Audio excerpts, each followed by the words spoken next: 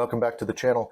If you enjoy the video, don't forget to like, subscribe, and roll your notifications to all so you don't miss any of the demonic content. Since I've just returned from Japan, it seemed like a good bridging video to look at how the country integrates into C. Peter Wagner's idea of spiritual mapping. In his book Warfare Prayer, Wagner indicates that Japan and Argentina are the, quote, nations highest on my personal ministry agenda, end quote. Now, Argentina makes sense if you've been following these spiritual mapping videos. It's the sort of laboratory in which Wagner and others have been testing their ideas about territorial spirits and missiology. Japan, on the other hand, seems to be something of a personal issue for Wagner. As Wagner writes in the same book, since the summer of 1990, I have been visiting Japan quite frequently in recent years because I have felt God giving me a special burden for Japan, along with Argentina, as a nation where he wants both to use me and teach me in these days.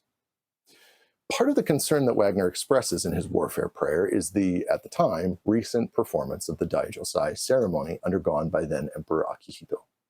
The Daijosai is a ceremony of thanksgiving that follows the enthronement of a new emperor. The ritual itself has both public-facing and secret portions, or exoteric and esoteric, as we would say in religious studies. On the public-facing side, a temporary complex known as the Daijokyu is built, and inside of it, the new emperor and empress eat some agricultural products and recite some prayers. The secret portion is, well, secret, and that certainly doesn't discourage people from speculating about it endlessly. Wagner is one who joins in this speculation. In his book, Breaking Strongholds, Wagner argues that the performance of the secret ritual corporately demonized the country of Japan and its people.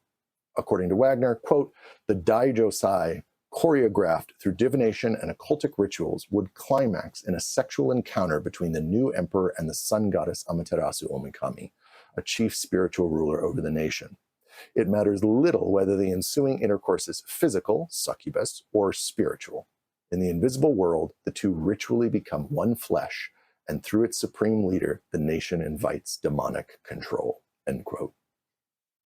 For Wagner, the results of this ritual and national demonization were easy to see. Quote, at this writing, the Japanese stock market and its ripple effect on both Japanese and international economies is in its steepest decline since World War II, a decline that dates back to the Daijosai ceremony.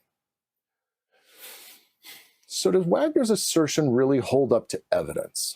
Well, in a word, no. First, the idea that the new emperor is engaging in some kind of sexual union with Amaterasu is no longer supported. Wagner was writing at a time when a running theory about a sexual union or divine marriage in the Daijosai was in vogue. This idea has since been discarded as unsound. That is why we still don't know what's happening inside the secret ritual components. It's generally regarded as not being sexual in nature. Arguably more important, Wagner likes to link the economic decline of Japan in the 90s, which resulted in the so-called lost decade or lost decades, with this Daijosai ceremony.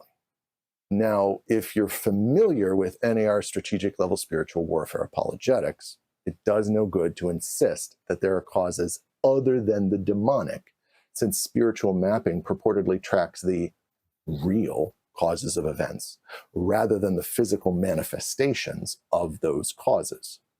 That is, I could point out that there were bubbles in the pre-1990 Japanese economy, that the lending practices of banks were out of step, that inflation was being blah, blah, blah.